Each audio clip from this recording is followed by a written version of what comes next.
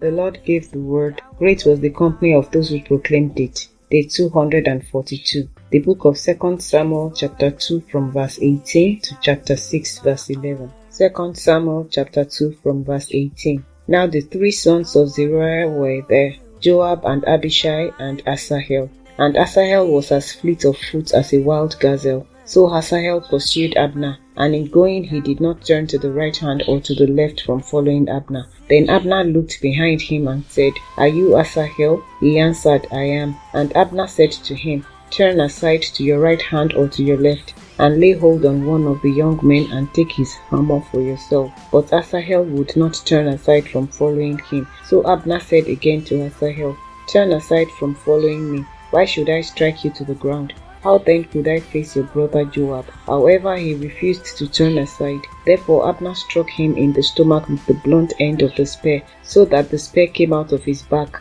and he fell down there and died on the spot. So it was that as many as came to the place where Asahel fell down and died stood still. Joab and Abishai also pursued Abner. And the sun was going down when they came to the hill of Ammah, which is before Giah by the road to the wilderness of Gibeon. Now the children of Benjamin gathered together behind Abner and became a unit, and took their stand on the top of a hill. Then Abner called to Joab and said, Shall the sword devour forever? Do you not know that it will be bitter in the latter end? How long will it be then until you tell the people to return from pursuing their brethren?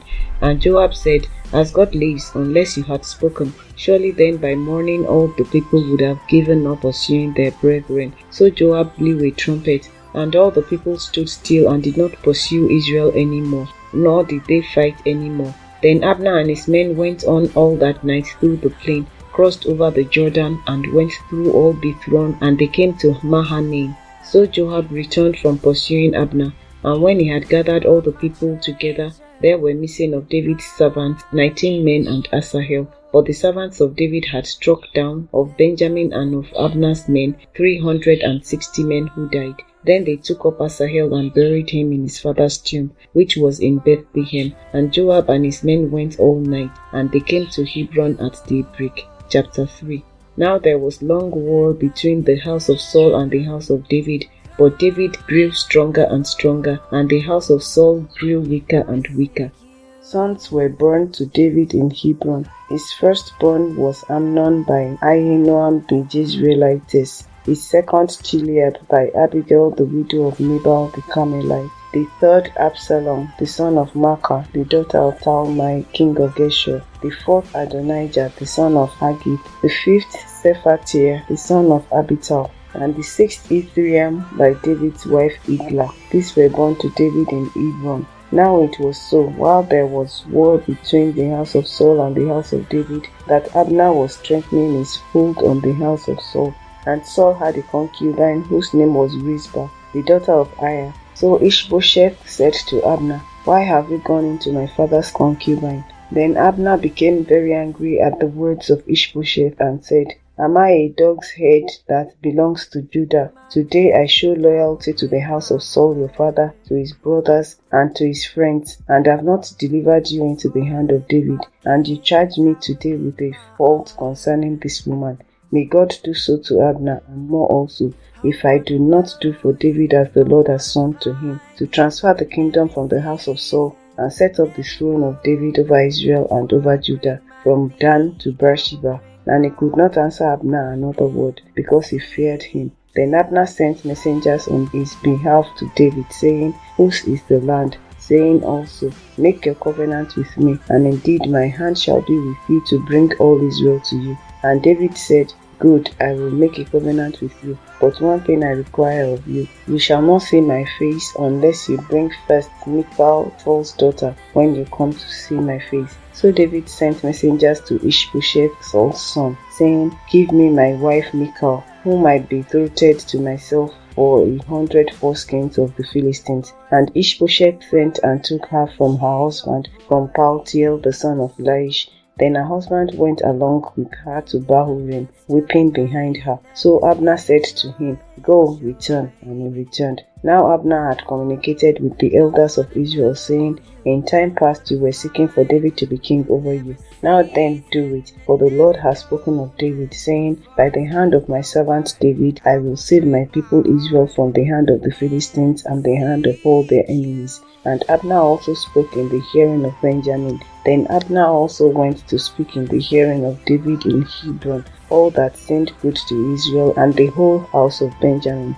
So Abner and 20 men with him came to David at Hebron, and David made a feast for Abner and the men who were with him. Then Abner said to David, I will arise and go, and gather all Israel to my lord the king, that they may make a covenant with you, and that you may reign over all that your heart desires. So David sent Abner away, and he went in peace. At that moment the servants of David and Joab came from a raid and brought much spoil with them. But Abner was not with David in Hebron, for he had sent him away and he had gone in peace. When Joab and all the troops that were with him had come, they told Joab, saying, Abner the son of Ner came to the king, and he sent him away, and he has gone in peace. Then Joab came to the king and said, What have you done?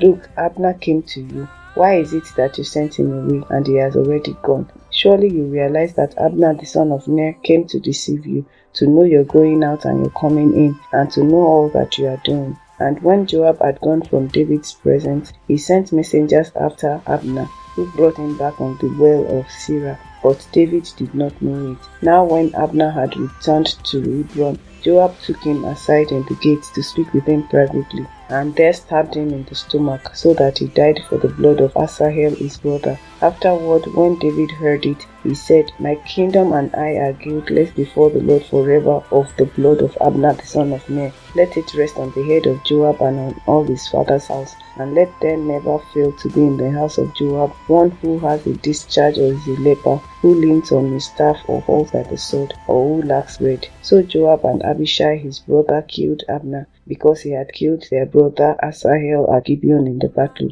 Then David said to Joab and to all the people who were with him, Tear your clothes, guard yourselves with sackcloth, and mourn for Abner. And King David followed the coffin. So they buried Abner in Hebron, and the king lifted up his voice and wept at the grave of Abner, and all the people wept. And the king sang a lament over Abner and said, Should Abner die as a fool dies? Your hands were not bound, nor your feet put into fetters. As a man falls before wicked men, so you fell. Then all the people wept over him again. And when all the people came to persuade David to eat food while it was still day, David took an oath, saying, God do so to me and more also, if I taste bread or anything else till the sun goes down. Now all the people took note of it, and it pleased them, since whatever the king did pleased all the people. For all the people and all Israel understood that day that it had not been the king's intent to kill Abner the son of Ner. Then the king said to his servants, Do you not know that a prince and a great man has fallen this day in Israel? And I am weak today, though anointed king, and these men, the sons of Zeruiah, are too harsh for me. The Lord shall repay the evildoer according to his wickedness. Chapter 4. When Saul's son heard that Abner had died in Hebron, he lost heart, and all Israel was troubled. Now Saul's son had 2 men who were captains of troops. The name of one was Baanah, the name of the other Rechab, the sons of Rimmon the Beerothite, of the children of Benjamin. For Beerothite also was part of Benjamin, because the Beerothites fled to Gittaim, and have been sojourners there until this day. Jonathan, Saul's son, had a son who was lame in his feet. He was 5 years old when the news about Saul and Jonathan came from Jezreel, and his nurse took him up and fled. And it happened, as he made haste to flee, that he fell and became lame. His name was Mephibosheth. Then the sons of Rimmon the Beerothite, Rechab and Baanah, set out and came at about the heat of the day to the house of Ishbosheth, who was lying on his bed at noon. And they came there all the way into the house, as though to get wheat, and they stabbed him in the stomach. Then Rechab and Baanah his brother escaped. For when they came into the house, he was lying on his bed in his bedroom. Then they struck him and killed him, beheaded him and took his head, and were all night escaping through the plain. And they brought the head of Ishbosheth to David at Hebron, and said to the king, Here is the head of Ishbosheth, the son of Saul your enemy, who sought your life. and the Lord has avenged my lord the king this day of Saul and his descendants. But David answered Rechab and Baanah his brother, the sons of Rimmon the Beerothite, and said to them, As the Lord lives, who has redeemed my life from all adversity. When someone told me, saying, Look, Saul is dead, thinking to have brought good news, I arrested him and had him executed in Ziklag, the one who thought I would give him a reward for his news. How much more, when wicked men have killed a righteous person in his own house on his bed? Therefore shall I not now require his blood at your hand and remove you from the earth? So David commanded his young men, and they executed them, cut off their hands and feet, and hanged them by the pool in Hebron. But they took the head of Ishbosheth and buried it in the tomb of Abner in Hebron. Chapter 5. Then all the tribes of Israel came to David at Hebron and spoke, saying, Indeed, we are your bone and your flesh. Also in time past, when Saul was king over us, you were the one who led Israel out and brought them in. And the Lord said to you, You shall shepherd my people Israel and be ruler over Israel. Therefore all the elders of Israel came to the king at Hebron, and King David made a covenant with them at Hebron before the Lord, and they anointed David king over Israel. David was 30 years old when he began to reign, and he reigned 40 years. In Hebron he reigned over Judah 7 years and 6 months, and in Jerusalem he reigned 33 years over all Israel and Judah. And the king and his men went to Jerusalem against the Jebusites, the inhabitants of the land, who spoke to David, saying, You shall not come in here, but the blind and the lame will repel you, thinking, David cannot come in here. Nevertheless David took the stronghold of Zion, that is, the city of David. Now David said on that day, Whoever climbs up by the way of the water shaft and defeats the Jebusites, the lame and the blind, who are hated by David's soul, he shall be chief and captain. Therefore they say, The blind and the lame shall not come into the house. Then David dwelt in the stronghold, and called it the city of David. And David built all around from the Millo and inward. So David went on and became great, and the Lord God of hosts was with him. Then Hiram king of Tyre sent messengers to David, and cedar trees, and carpenters, and masons, and they built David a house. So David knew that the Lord had established him as king over Israel, and that he had exalted his kingdom for the sake of his people Israel.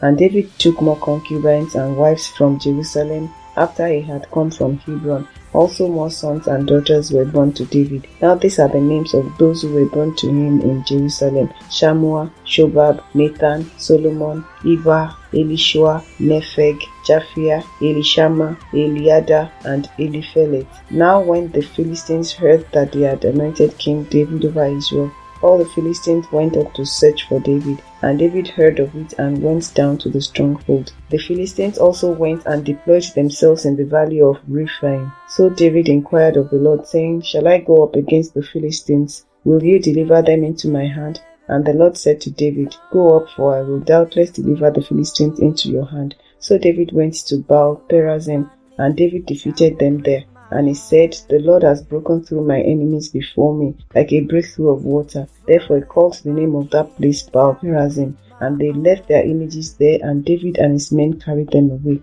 Then the Philistines went up once again, and deployed themselves in the valley of Rephaim. Therefore David inquired of the Lord, and he said, You shall not go up, circle around behind them, and come upon them in front of the mulberry trees. And it shall be, when you hear the sound of the marching in the tops of the mulberry trees, then you shall advance quickly. For then the Lord will go out before you to strike the camp of the Philistines. And David did so, as the Lord commanded him. And he drove back the Philistines from Geba as far as Gaza. Chapter 6.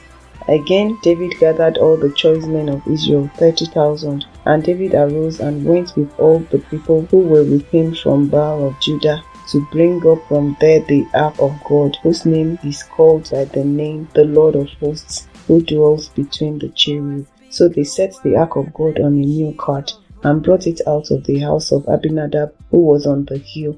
And Uzzah and Ahio, the sons of Abinadab, drove the new cart. And they brought it out of the house of Abinadab, which was on the hill, accompanying the ark of God. And Ahio went before the ark, Then David and all the house of Israel played music before the Lord on all kinds of instruments of fair wood, on harps, on stringed instruments, on tambourines, on sistrums, and on cymbals. And when they came to Nachon's threshing floor, Uzzah put out his hand to the ark of God and took hold of it, but the oxen stumbled. Then the anger of the Lord was aroused against Uzzah, and God struck him there for his error, and he died there by the ark of God. And David became angry because of the Lord's outbreak against Uzzah, and he called the name of the place Perez Uzzah to this day. David was afraid of the Lord that day, and he said, "How can the ark of the Lord come to me?" So David would not move the ark of the Lord with him into the city of David. But David took it aside into the house of Obed-Edom the Gittite. The ark of the Lord remained in the house of Obed-Edom the Gittite 3 months, and the Lord blessed Obed-Edom and all his household. Lord, increase our faith. Amen. Thank you for joining today's podcast. Please comment, like, share, and subscribe to receive daily notifications, and keep on listening.